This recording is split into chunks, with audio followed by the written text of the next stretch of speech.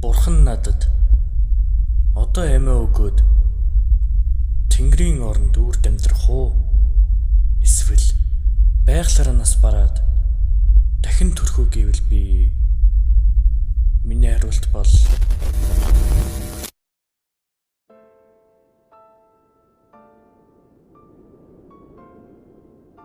урлагийн хан хүү тэтмээ хүрсэн юм биз дээ.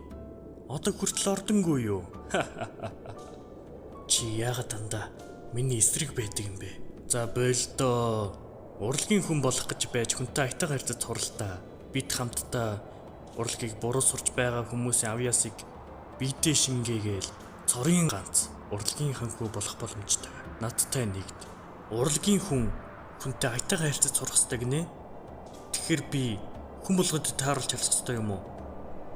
Бас урлагийг буруу сурч байгаа гинэ. Чи юу яриад байгаа юм бэ?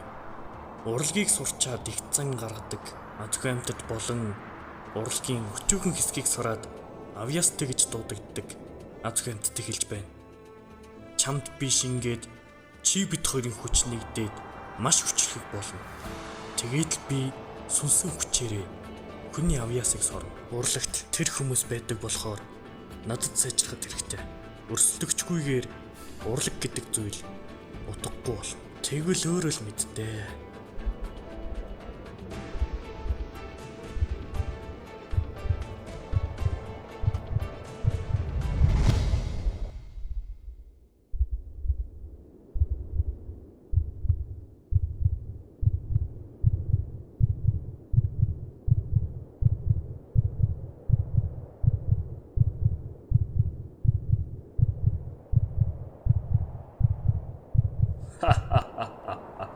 Ингээд энэ би минийх боллоо.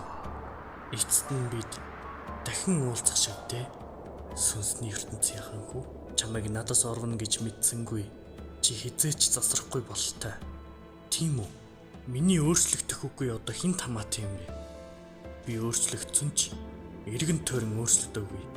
Бас хэн ч анзаараагүй. Хизээ нэг өдөр бүх зүйл сайхан болдог. Чи тэрийг хүлээж чадаагүй болохоор шантарсан байх тийм үү? Ингэж бүх зүйлээс урвах нь новшин зан. Бүх зүйл оройтсон.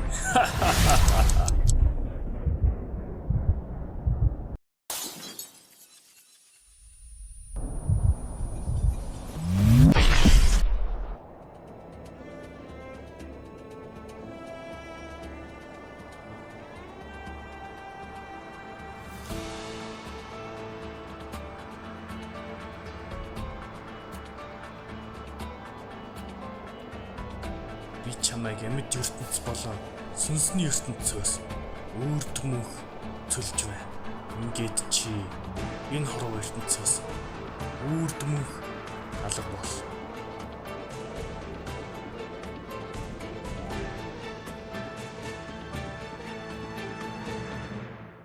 Бурхан надад одоо амиа өгөөд Тэнгэрийн оронд үрд амьдрах уу?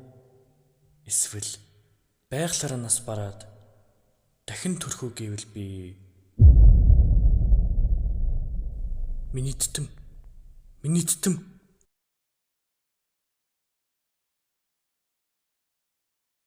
ухаан орсон уу?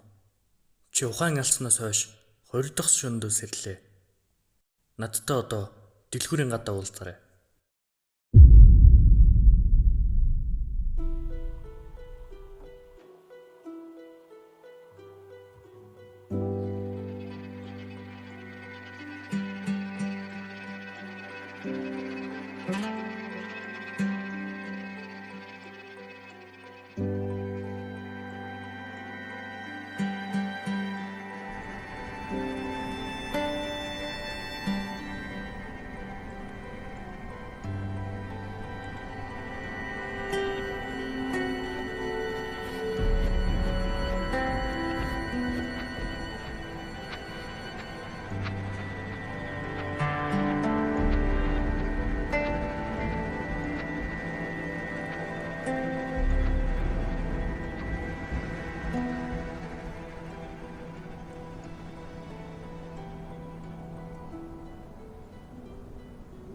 Юу зүдлэв?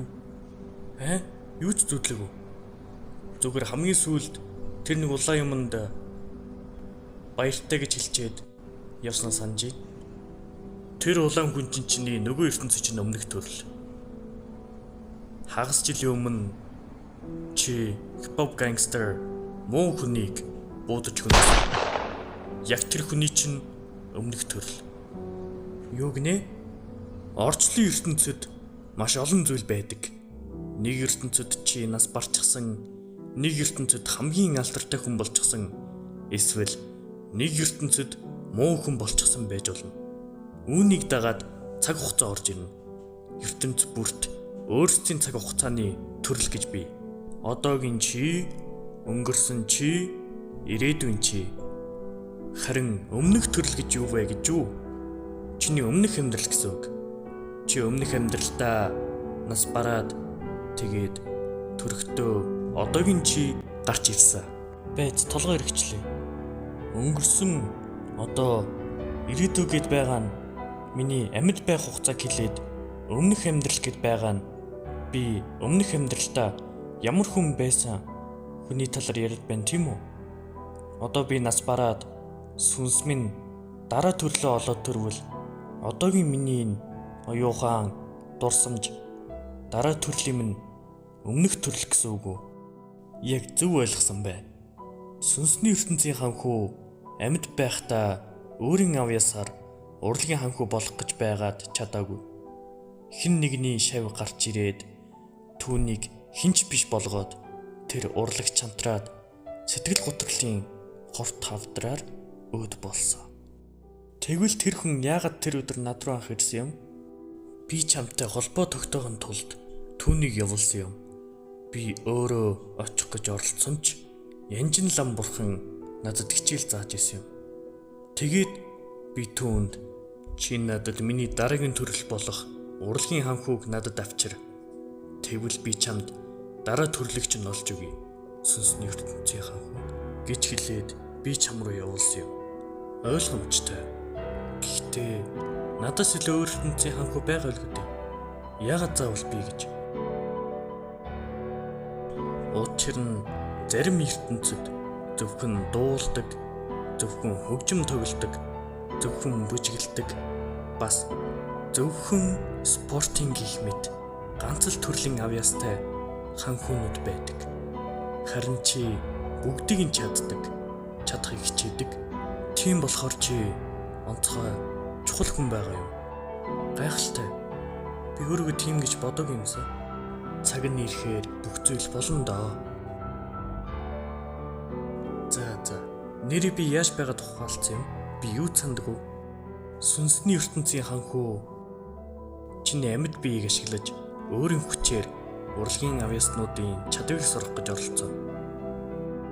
Тэгэд би түүнд ял өгч гисэн. Миний эмийг аварслаа. Та чамд байхдаа сайхан сэтгэлтэй хүн байсан байх та. Зүгээрээ